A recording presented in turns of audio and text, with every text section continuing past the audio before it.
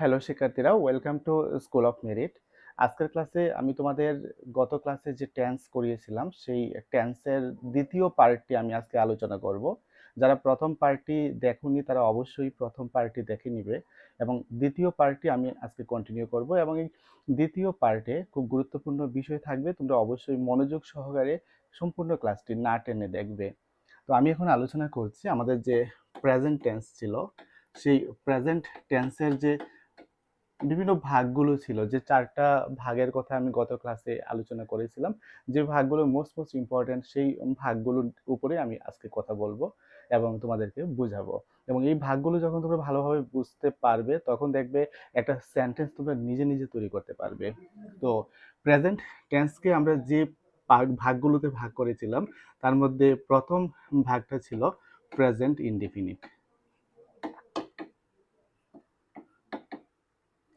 Present indefinite, তো present মানে হচ্ছে বর্তমান এবং ইনডিফিনিট মানে হচ্ছে অনির্দিষ্ট। তাহলে সামগ্রিক অর্থ দাঁড়াচ্ছে কি? অনির্দিষ্ট বর্তমান। অনির্দিষ্ট বর্তমান সাধারণত ওই বাক্যগুলো যেই বাক্যগুলোতে ক্রিয়ার কাজের সময়টা নির্দিষ্ট করা থাকে না।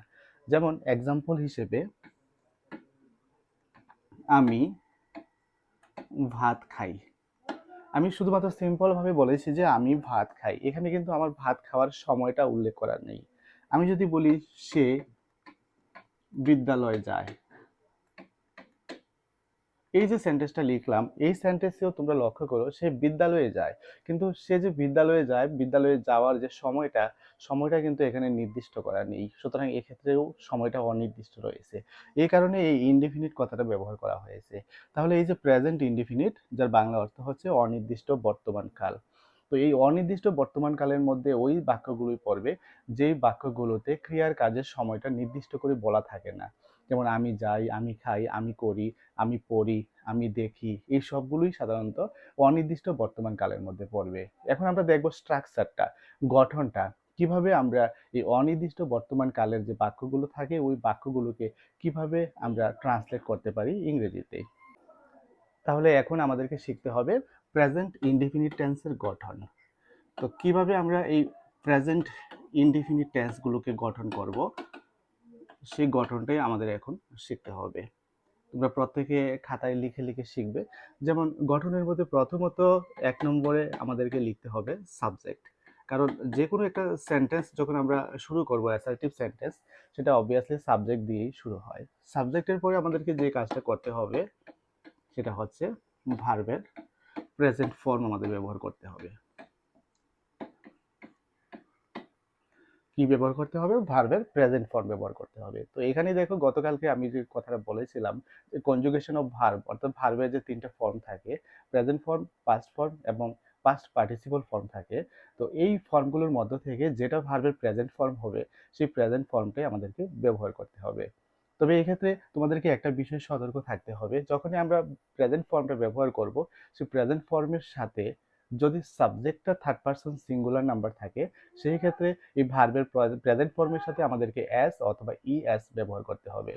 যেমন সাবজেক্টে যদি থাকে আই, আইটা কোন পারসন? আইটা হচ্ছে ফার্স্ট পারসন এবং সিঙ্গুলার নাম্বার। আমি যদি বলি শি, শিটা কোন পারসন? সেটা হচ্ছে থার্ড পারসন এবং সিঙ্গুলার নাম্বার। এই দুইটার মধ্যে এটাই ডিফারেন্সটা হচ্ছে, আই এর সাথে যখন আমি কোনো ভার্ব ব্যবহার করব, ভার্বের প্রেজেন্ট ফর্ম ব্যবহার করব, সিম্পলি প্রেজেন্ট ফর্মটাই ব্যবহার করব, এটার সাথে কোনো এস বা ইএস যুক্ত করতে হবে না। কিন্তু আমি যদি সি ব্যবহার করি, সি এর ক্ষেত্রে আমি শুধুমাত্র গো লিখলে হবে না, গো এর সাথে আমাকে এস অথবা ইএস ব্যবহার করতে হবে, তাহলে জি ও ইএস। তো এইভাবে ভার্বের প্রেজেন্ট ফর্মগুলো আমাকে ব্যবহার করতে হবে। এবং 3 নম্বরে যে রুলটা সেটা হচ্ছে অবজেক্ট। কারণ গত ক্লাসে আমি তোমাদেরকে বলেছি একটা সেন্টেন্সের বেসিক স্ট্রাকচারের মধ্যে প্রথমত সাবজেক্ট থাকবে, সাবজেক্টের পরে ভার্ব থাকবে এবং তারপরেই থাকবে কি? অবজেক্ট। তো এই সাবজেক্ট, ভার্ব এবং অবজেক্ট এগুলো দিয়ে সাধারণত একটা সেন্টেন্স গঠন করা হয়। তো এই গঠন অনুসারে আমরা প্রেজেন্ট ইনডিফিনিট টেন্সে যে সেন্টেন্সগুলো থাকবে, যে বাক্যগুলো থাকবে, সেগুলোকে আমরা ইংরেজিতে ট্রান্সলেট করব। চলো এখন আমরা কিছু এক্সাম্পল দেখে নিই, যে এক্সাম্পলগুলোর মধ্যে সাবজেক্ট, ভার্ব এবং অবজেক্ট আকারে আমরা সেন্টেন্সগুলো তৈরি করব এবং অবশ্যই এই রুলটাকে আমরা ফলো করব, যেখানে সাবজেক্ট ব্যবহারের পরপরই ভার্বের প্রেজেন্ট ফর্ম আমরা ব্যবহার করব, আফটার দেন আমরা অবজেক্ট ব্যবহার করব। যেমন প্রেজেন্ট ইনডিফিনিট টেন্সের আওতার মধ্যে পড়বে এরকম কিছু সেন্টেন্স, তোমরা মনে মনে ভাবতে থাকো। আর একটু আগে আমি বলেছি ওই সেন্টেন্সগুলি হবে যে সেন্টেন্সগুলো সাধারণভাবে বর্তমানকালে সম্পূর্ণ হয়, বর্তমানকালে যেগুলো করা হয়, কিন্তু এগুলোর কোনো টাইমটা নির্দিষ্ট থাকে না। যেমন আমি বিদ্যালয়ে যাই। এই যে আমি বিদ্যালয়ে যাই এই সেন্টেন্সটাতেও এখানে কি নেই, সময়টা নির্দিষ্ট করা নেই, সুতরাং এটা হচ্ছে একটা অনির্দিষ্ট বর্তমানকাল, যেটা প্রেজেন্ট ইনডিফিনিট। তো এটার ক্ষেত্রে আমাকে প্রথমত কি ব্যবহার করতে হবে, আমার রুল অনুসারে প্রথমত সাবজেক্ট ব্যবহার করতে হবে।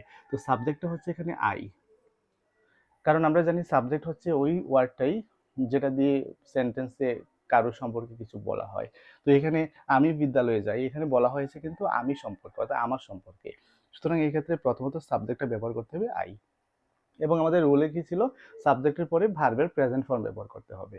তো এই ক্ষেত্রে সাবজেক্ট যদি আমি হয় আর বিদ্যালয় যাই, বিদ্যালয় আর যাইয়ের মধ্যে ভার্ব কোনটা, ভার্ব হচ্ছে এক্ষেত্রে যাই, যাওয়াটা।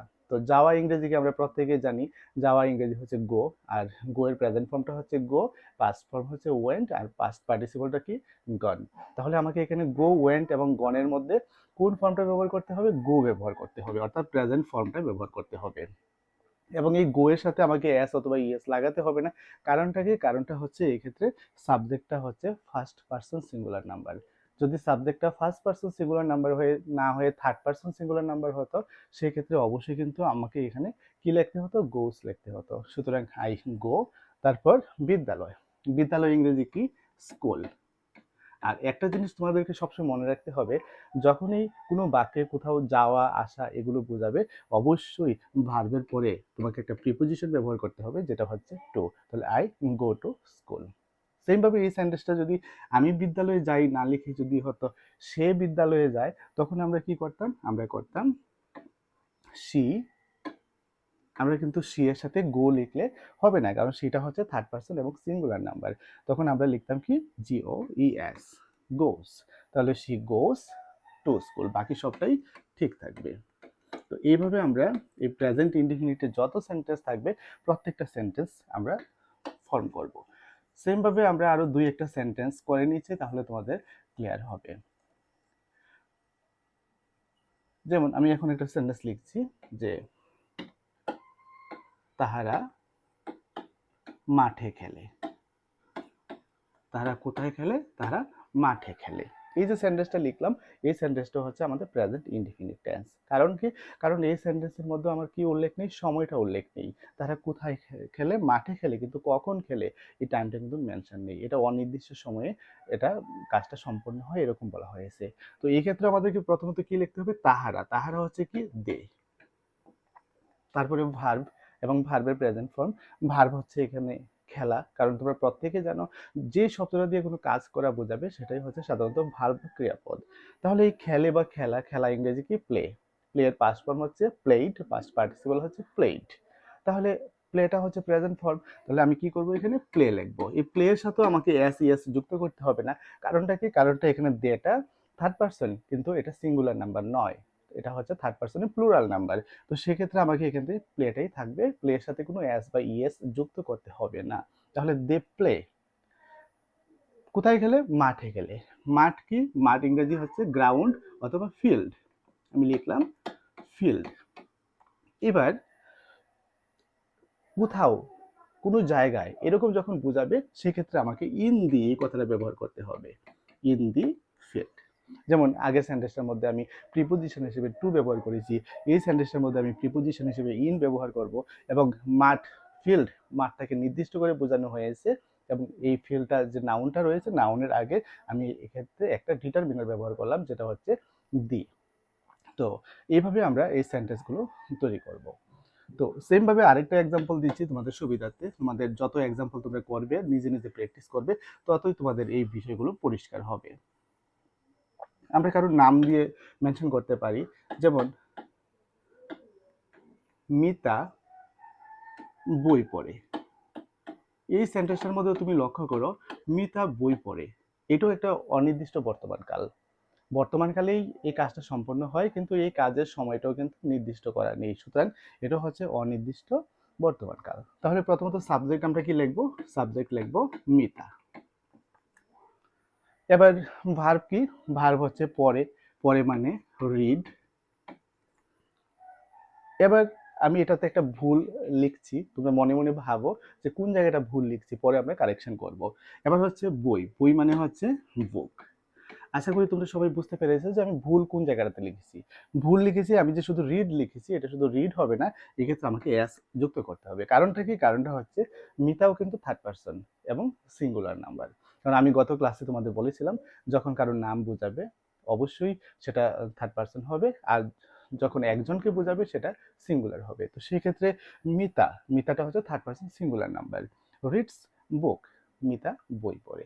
এভাবে আমরা প্রেজেন্ট ইনডিফিনিটের যে সেন্টেন্সগুলো রয়েছে, প্রত্যেকটা সেন্টেন্স আমরা ইংরেজিতে এইভাবে গঠন করব।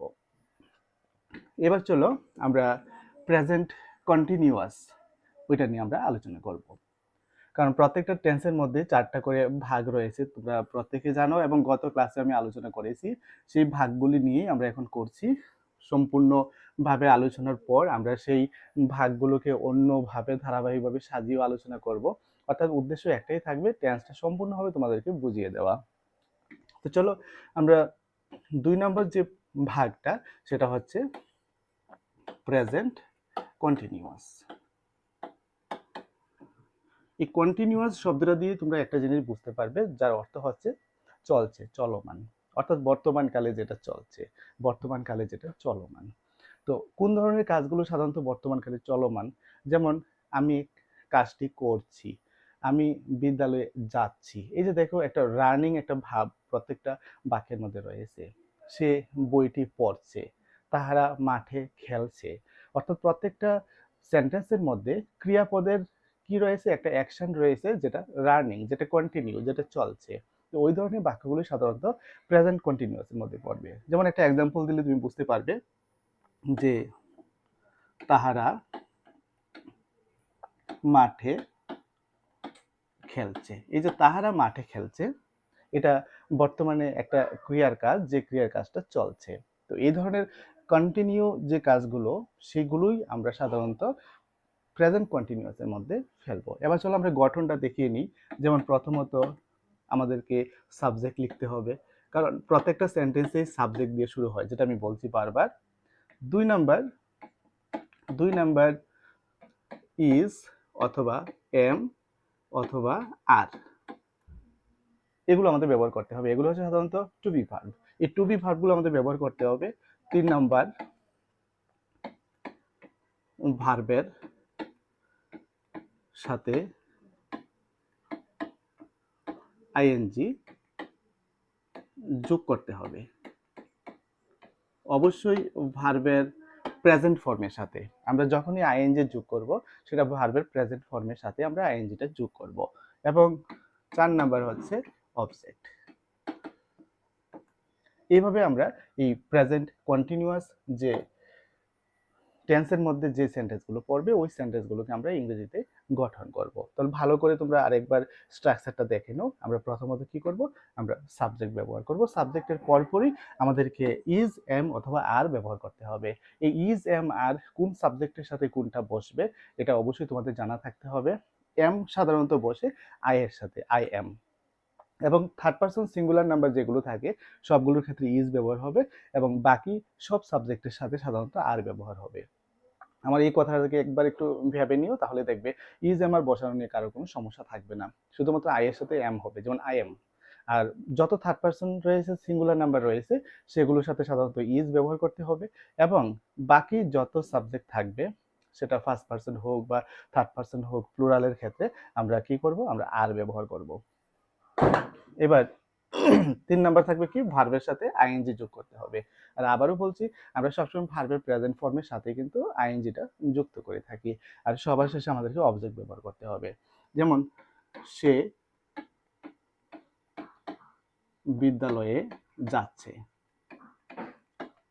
চলো আমরা এবার করে নিই আমাদের এই রুলটা দিয়ে। তো সে বিদ্যালয়ে যাচ্ছে, প্রথমত আমাদেরকে কি করতে হবে? সাবজেক্টটা ব্যবহার করতে হবে। তো সাবজেক্টটা কি? সাবজেক্টটা হচ্ছে সি। 2 নাম্বার নিয়মটা কি, ইজ এম আর, তাহলে সি এর সাথে কি বসবে, আমি একটু আগে বলেছি যত থার্ড পারসন রয়েছে, সিঙ্গুলার নাম্বার রয়েছে, সেগুলোর ক্ষেত্রে আমরা ইজ ব্যবহার করব। তাহলে শি ইজ। এবার ভার্বের সাথে আইএনজি যোগ করতে হবে। এখানে ভার্বটা কি, সে বিদ্যালয়ে যাচ্ছে, তাহলে ভার্বটা হচ্ছে যাওয়া।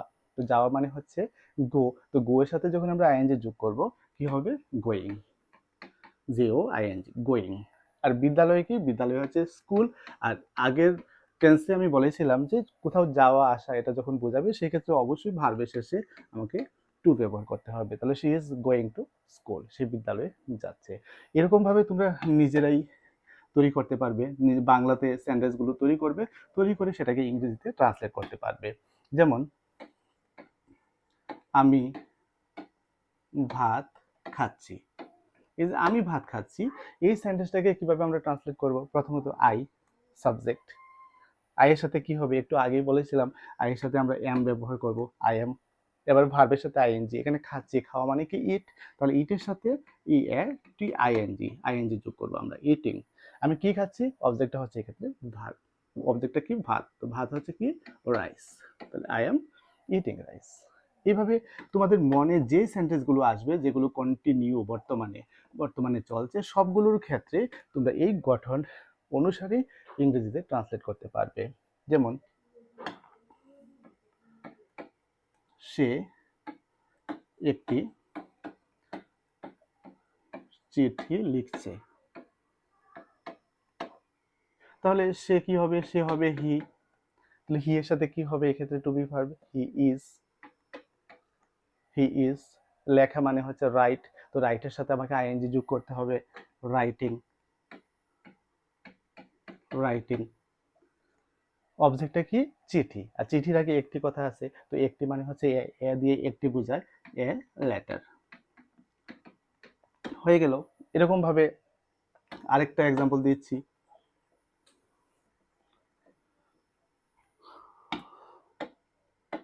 তাহারা মাঠে খেলছে। এই যে তাহারা মাঠে খেলছে, এটাকে চলো আমরা করে নিই, তোমরা নিজেরাই করতে পারবে। তো তাহারা কি, দে, দে এর সাথে আমি টু বি ভার্ব কি ব্যবহার করব, ইজ হবে না, এম হবে না, আর হবে, কারণ দেটা হচ্ছে থার্ড পারসন এবং প্লুরাল। তাহলে দে আর। খেলা, খেলা কি প্লে, প্লে এর সাথে আইএনজি হবে, প্লেইং, প্লেইং। কোথায় খেলছে, মাঠে, মাঠে মানে কি ফিল্ড বা গ্রাউন্ড। আর একটু আগে বলেছিলাম কোথাও বা কোনো জায়গাতে বোঝালে আমরা ইন দি এই কথাটা ব্যবহার করব, তাহলে প্লেইং ইন দি ফিল্ড। তো এইভাবে আমরা যে কোনো বাংলা বাক্যকে আমরা ইংরেজিতে ট্রান্সলেট করতে পারবো। অবশ্যই সেটা তোমাদেরকে টেন্সের মধ্যে ফেলতে হবে। যদি সেটা সাধারণভাবে বর্তমানে হয় বোঝায়, সেক্ষেত্রে আমরা প্রেজেন্ট ইনডিফিনিটের যে গঠন নিয়মটা রয়েছে ওই নিয়ম অনুসারে আমরা করব। আর যদি বর্তমানে রানিং বোঝায়, কন্টিনিউ বোঝায়, সেক্ষেত্রে এই কন্টিনিউয়াস যে গঠনটা বা স্ট্রাকচারটা রয়েছে সেই স্ট্রাকচারটাকে ফলো করে আমাদেরকে করতে হবে। আশা করি সবাই বুঝতে পেরেছো। আজকের ক্লাসটা এখানেই আমরা সমাপ্ত করব, কারণ ধারাবাহিকভাবে আমরা একটার পর একটা পার্টের মাধ্যমেই সম্পূর্ণ টেন্সটা শেষ করব। গত পার্টে আমরা টেন্সের বেসিকটা নিয়ে আলোচনা করেছিলাম, এবং আজকের ক্লাসে আমরা সেই প্রত্যেকটা টেন্সের যে ভাগগুলো রয়েছে সেই ভাগগুলো নিয়ে শুরু করেছি। আমরা প্রেজেন্ট ইনডিফিনিট এবং প্রেজেন্ট কন্টিনিউয়াসটা আজকের ক্লাসে পরিষ্কার করলাম তোমাদেরকে। তোমরা বাড়িতে এই দুইটা টেন্সের উপরে প্র্যাকটিস করবে। আগামী ক্লাসে আমরা প্রেজেন্ট পারফেক্ট এবং প্রেজেন্ট পারফেক্ট কন্টিনিউয়াস নিয়ে আলোচনা করব। এরপর ধারাবাহিকভাবে আমাদের পাস্ট টেন্স, ফিউচার টেন্স এগুলো চলবে। তো প্রত্যেকটা পার্ট যখন তোমরা দেখবে, তাহলে টেন্সের শুরু থেকে শেষ পর্যন্ত তোমাদের আর কোনো ডাউট থাকবে না। এই টেন্স ব্যবহার করে তোমরা ইংরেজিতে লিখতে পারবে, ইংরেজিতে কথা বলতে পারবে, এবং যে কোনো ইংরেজির যদি এরর থাকে সেই এররগুলোকে তোমরা আইডেন্টিফাই করে কারেকশন করতে পারবে।